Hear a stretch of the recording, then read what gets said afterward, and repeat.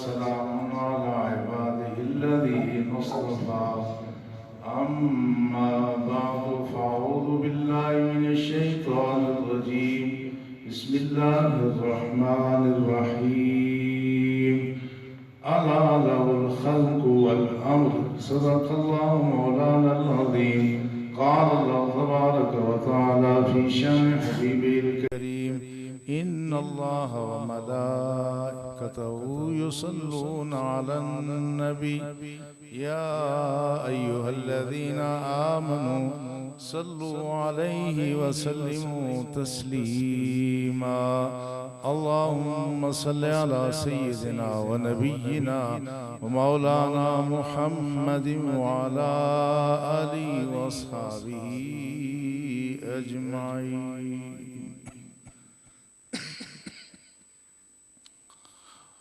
लायक एहतराम बरादरान इस्लाम, आज मुहर्रम अल हराम की 10वीं तारीख़ है। आज के दिन ही करबला के रेगिस्तान में हज़रत इमाम हुसैन और उनके साथियों ने एक अजीम मकसद के लिए कुर्बानी दी, जिसकी याद रहती दुनिया तक इंशाअल्लाह बाकी रहेगी। इसी माह मुक़द्दस की यकम को हज़रत उमर फारूक रज़ी अल्लाह ताला अन्हो ने भी जाम शहादत नोश फरमाया। पिछले जुमतुल मुबारक के मौके पर चूँकि हमारे एक मेहमान मुकर्रर तशरीफ़ लाए थे, तो जलसा दस्तार फजीलत की मुनासबत से उन्होंने इल्म की अहमियत पर गुफ्तगू की, इसलिए हज़रत उमर फारूक रज़ी अल्लाह ताला अन्हो के बारे में कोई गुफ्तगू न हो सकी। आज इन दोनों मौज़ूआत पर गुफ्तगू की जाएगी।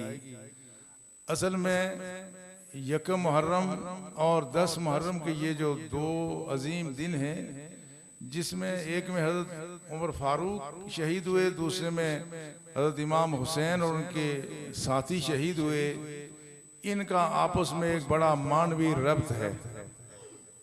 और वो मानवी रब्त इस माना में है कि जिस निज़ाम को कायम करने के लिए हज़रत उमर फारूक ने अपनी खिलाफत के 10.5 साल में शब और रोज़ मेहनत की, उसी निज़ाम को बचाने के लिए इमाम हुसैन ने करबला में कुर्बानी दी।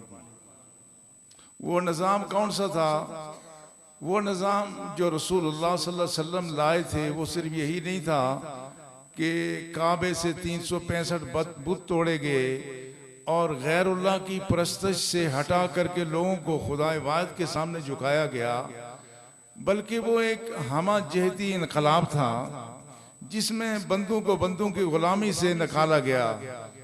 इससे पहले जो अंदाज़ हुक्मरानी था कैसर और किसरा के यहाँ जो बड़ी सुल्तनतें मौजूद थी, उसमें कैसर और किसरा के हुक्मरान अपने आप को खुदाई सिफात से मुत्तसिफ समझते थे।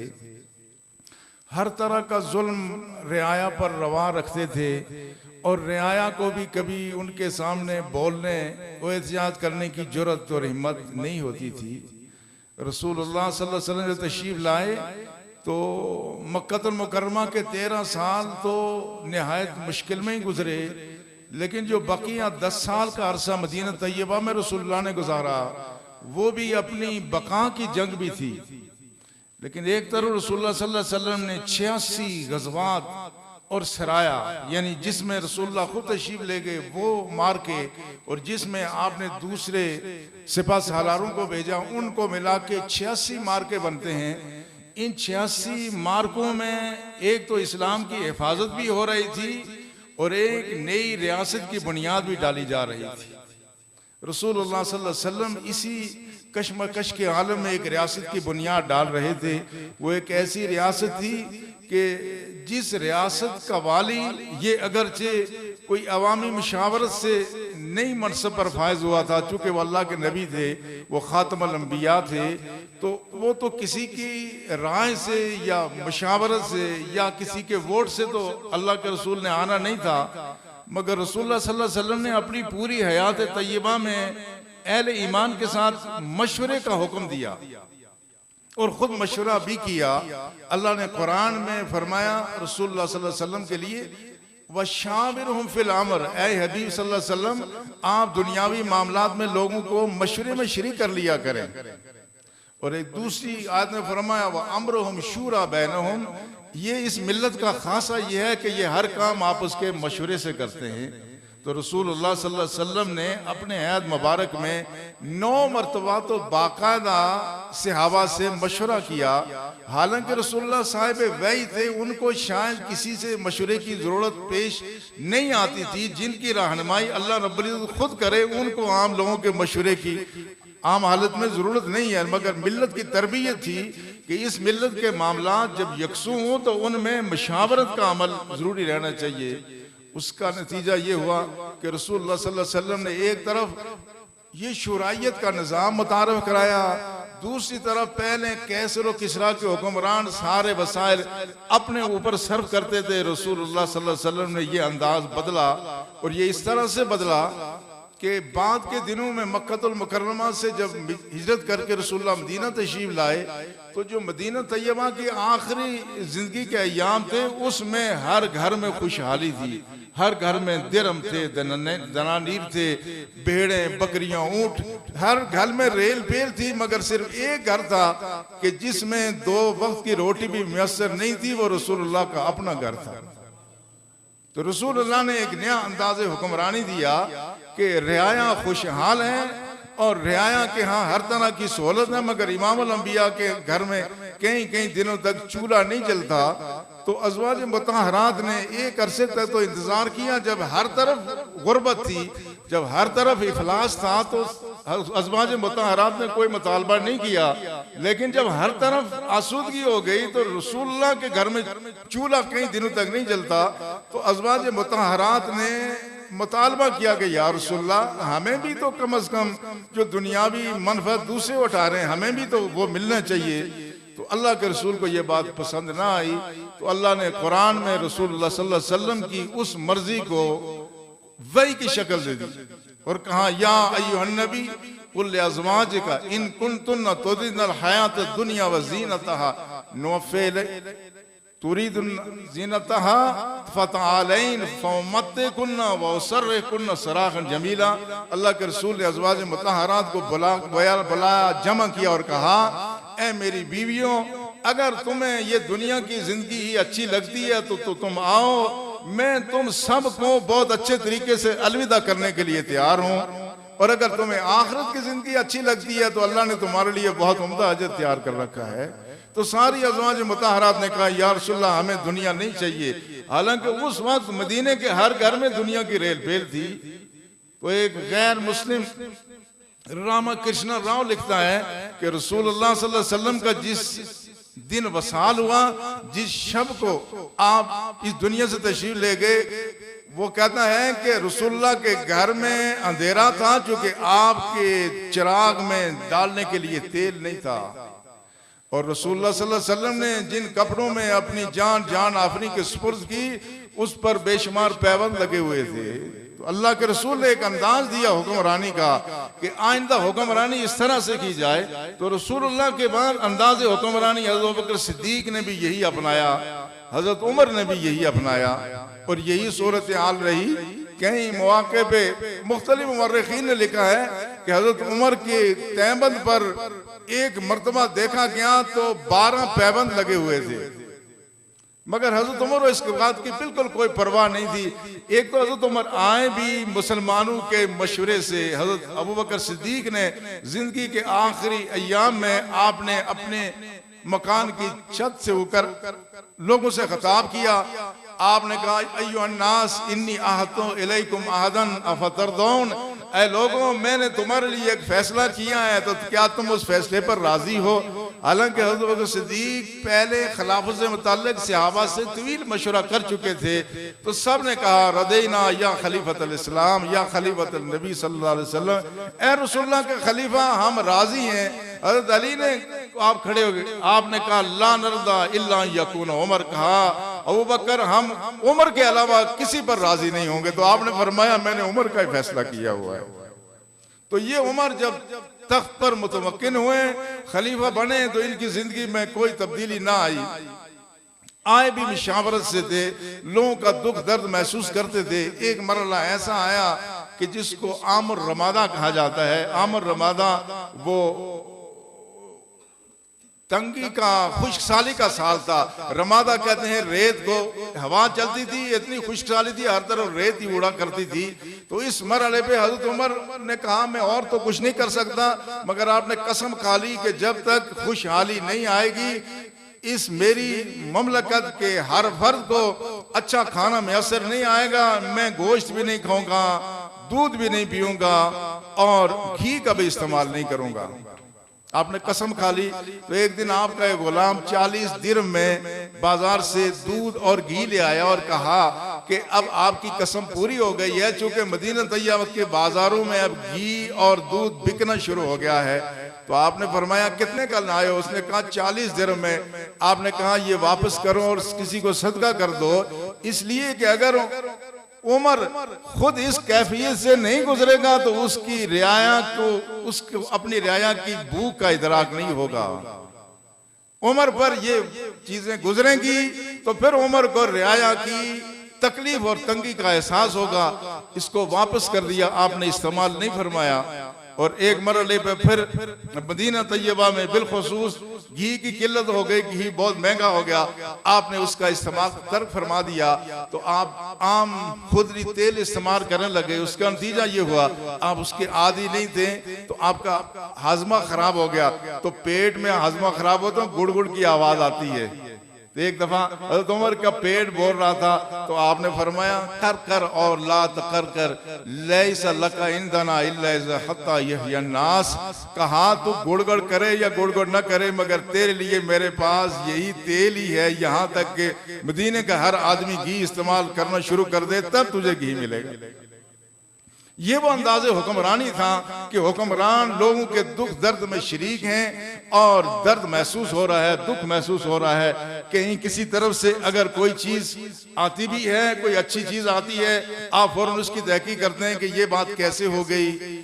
आपने आज़रबाईजान में जो नए उत्बा बिन फरकत गवर्नर भेजे, जब वो वहां पहुंचे तो लोगों ने उनको वहां का एक खास खाना या जिसको आप कहेंगे खास स्वीट उनको पेश की, जो देसी घी और खजूर से बनी हुई थी। उन्हें वो बहुत पसंद आई। उन्होंने 2 बड़े डब्बे तैयार कराए और वो तैयार करा के हजरत उमर के पास भेजे। हजरत उमर के पास जब ये तोहफा पहुंचा आपने चखा तो आपको बड़ा खुश जायका लगा। तो जो 7 लोग आए थे उनसे पूछा कि क्या आज़रबाईजान में सब लोगों को ये हलवा मैसर है? तो बताया गया कि नहीं, सब लोगों को मैसर नहीं है। आपने फरमाया ये डब्बे यहाँ से वापस उत्बा बिन फरकत को भेजो, साथ ये लिखो इन्नो लैसा मिन कद्दे अबी का वला मिन कद्दे उम्मी का। कहा ये तहरीर लिखी। तहरीर में क्या था कि उत्बा बिन फरकत ये जो तूने मेरे पास हलवा भेजा है इसमें न तेरे बाप की कोई मेहनत है न तेरी माँ की कोई मेहनत है। फरमा उसमें लिखा था अशबा इन्नास बिमा तशबा फी रहलिक। कहा लोगों को वही खिलाओ जो तुम अपने घर में खाते हो। तो ये चीजें वापस कर दी। ये पैगाम ये था कि सारी मिल्लत के अफराद बराबर हैं, बल्कि खलीफा ने अपने लिए वही मेयार मुकर्रर किया जो रसूल अल्लाह ने अपने लिए किया था कि लोग तो अच्छी चीजें खाएं मगर खलीफा के यहाँ वही सूखी रोटी हो। हज़रत हुज़ैफा कहते हैं कि मैं हज़रत उमर के पास हाजिर हुआ तो हालात ये थे कि वहां पर प्यालों में गोश्त और रोटियां वहां लोग खा पी रहे थे। मैं जब आया तो हज़रत उमर ने अपने पास भेजा तो अपने पास बुला के कहा मेरा खाना लाओ। तो जो खाना आया तो वो सूखी रोटी और जैतून का तेल था। हज़रत उमर खुद भी खाने लगे, मुझे भी खिलाया। तो मैंने कहा कि खलीफतुल मोमिनीन अमीरुल मोमिनीन आप ये खाना जो बाकी लोग गोश्त खा रहे हैं ये मुझे क्यों नहीं खिलाते?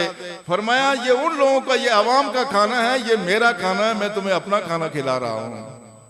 तो यहाँ जो हमारे यहाँ VIP कल्चर है कि अमीरों के घोड़े बादाम खाएं और गरीबों के बच्चे दवाई के लिए तरसें और तड़प के मरें।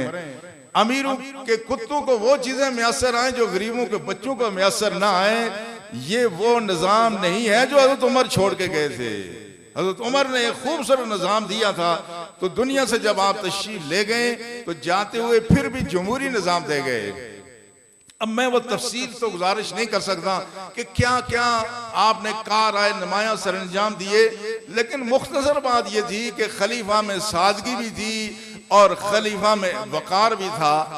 जब आप तशरीफ ले गए बैतुल मक़दिस की तरफ, तो बैतुल मक़दिस जब गए तो जाबिया के मकाम पर हज़रत खालिद बिन वलीद और उनके साथ चंद और लोग यजीद बिन सुफियान ये इस्तकबाल के लिए आए। तो इन दोनों के जिस्मों पर जर बर्क लिबास था, अजमियों वाला लिबास था। जब हज़रत उमर ने देखा, दूर से देखा तो जूं ही घोड़े से नीचे उतरे तो उन पर उठा के कंकर फेंके और कहा, तुम में अजमी आते हैं कितनी जल्दी रसूख पकड़ गई हैं।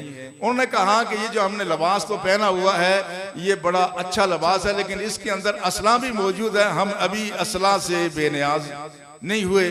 फिर जब बैतुल मक़दिस में तशरीफ ले गए तो वहां पर जब पहुंचे तो वहां आगे अबू उबैदा बिन जर्राह ने इस्तकबाल किया तो आपको एक खूबसूरत लिबास भी पेश किया, साथ तुर्की घोड़ा भी पेश किया और साथ कान में ये कहा कि आपका लिबास मामूली है, इससे मुसलमानों को आर महसूस हो रही है।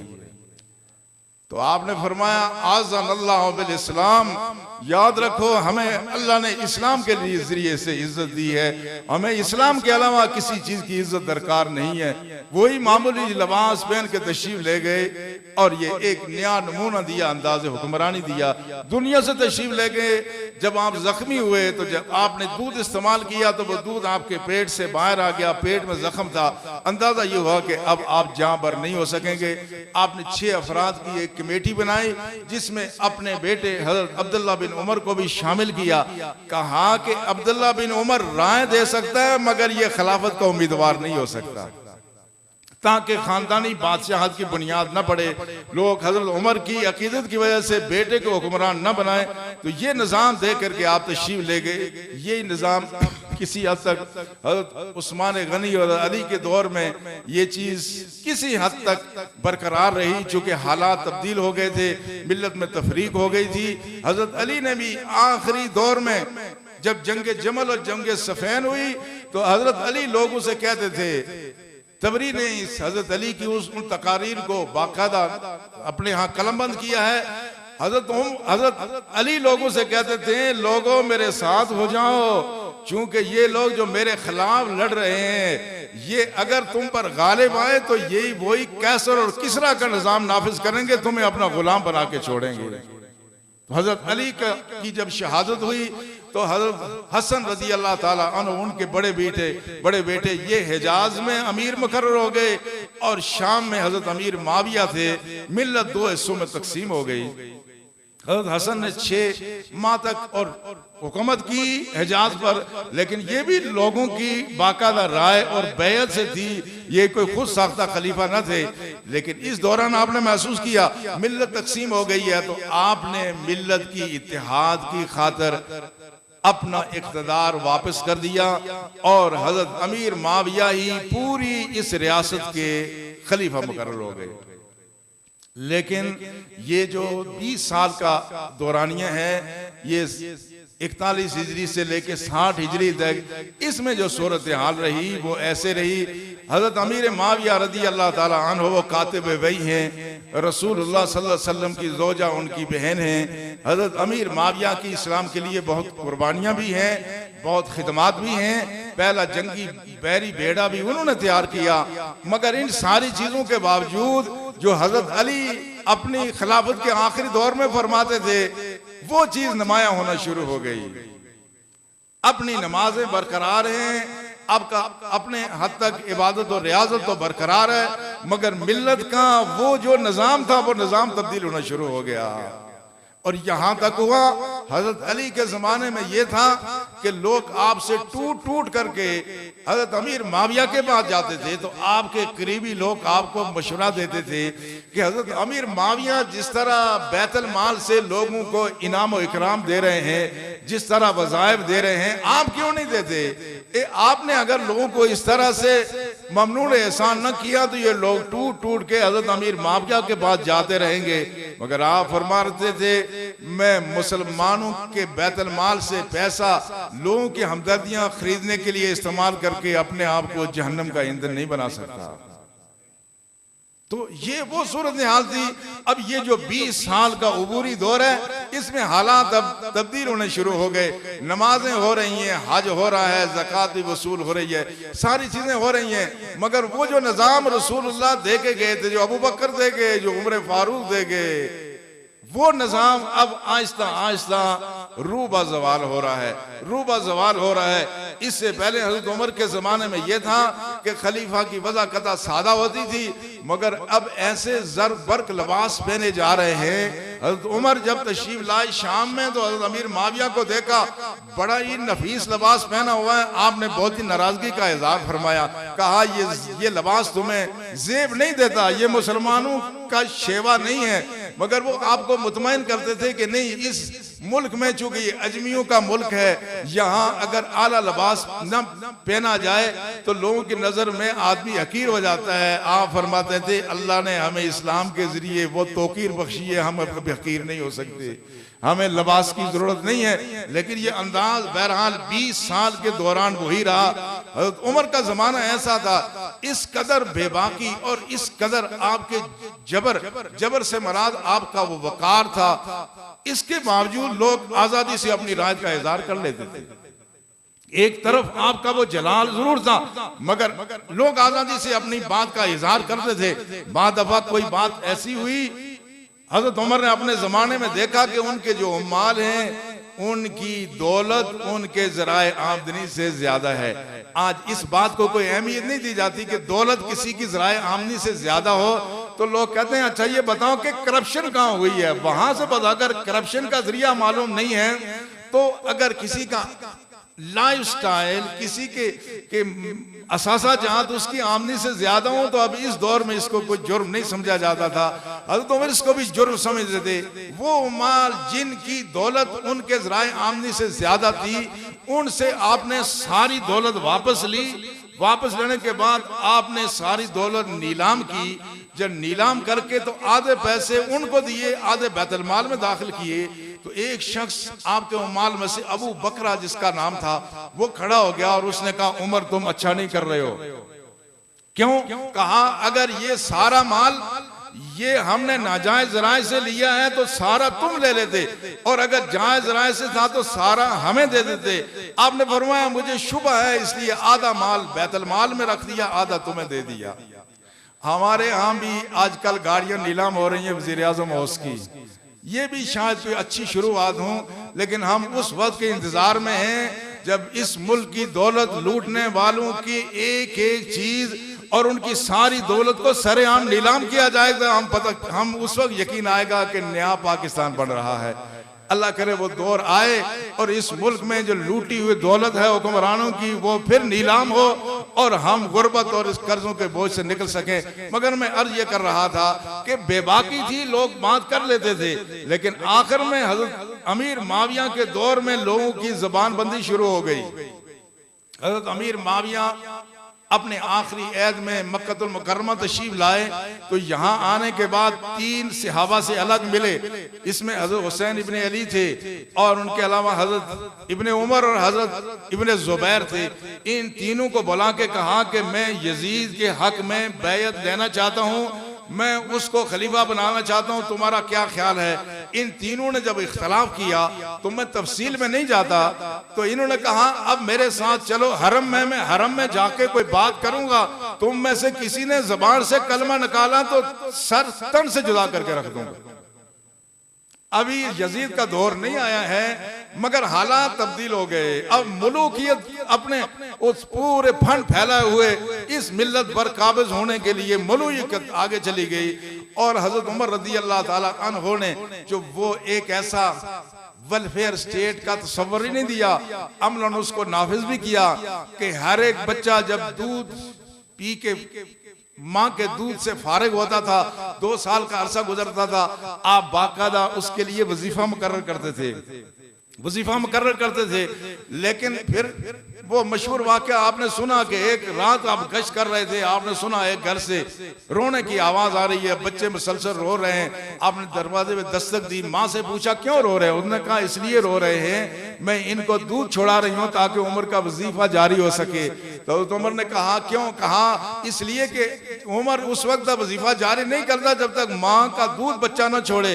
उमर बाहर निकले और रोने शुरू हो गए। कहा उमर तूने कितना जुल्म कर लिया, तेरी वजह से ना जाने कितनी माओ ने वक्त से पहले अपने बच्चों को अपने दूध से महरूम कर दिया होगा।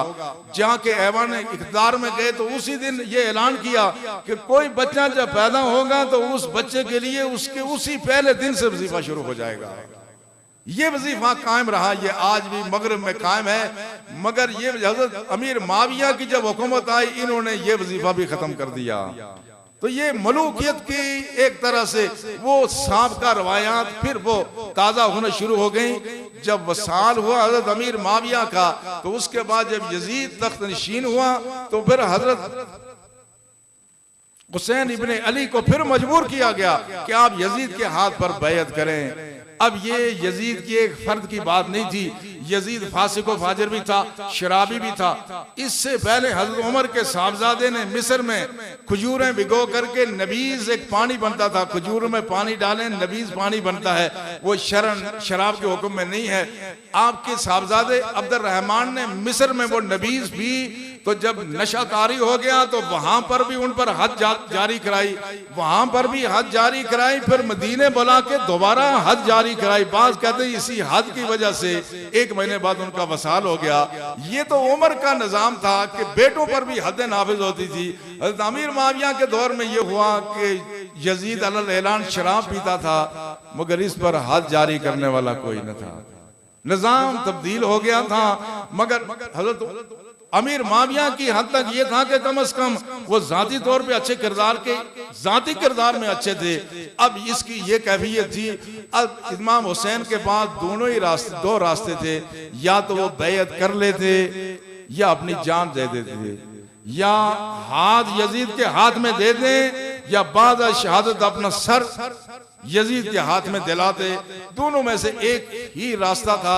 अगर इमाम हुसैन यजीद की बैयत कर लेते तो वो निजाम जो उनके नाना ने बड़ी कुर्बानियों के बाद कम से कम 2000 साल की शब तारीख के बाद जो रोशनी की किरण दुनिया को दिखाई थी, और जो खुलफाए राशिदीन ने जिस निजाम को कायम किया था, उस निजाम को तबाह करने में ये बराबर के शरीक हो जाते।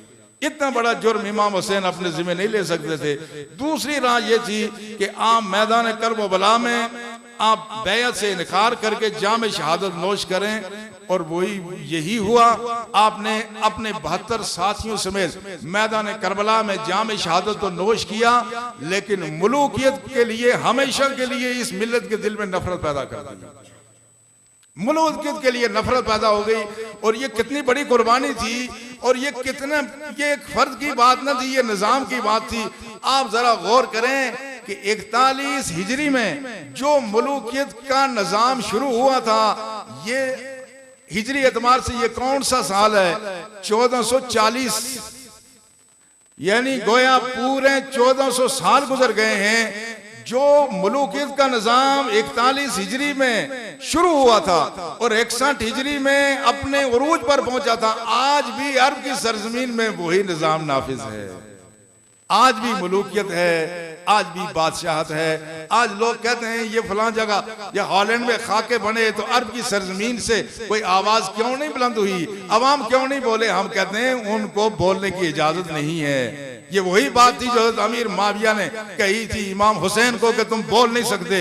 आज उस सरजमीन में कोई हक के लिए, अपने नबी की अजमत के लिए, अपने कुरान की अजमत के हक में भी आवाज नहीं उठा सकता। जो अपने दीन के लिए आवाज नहीं उठा सकता, वो अपने हक के लिए क्या आवाज उठाएगा?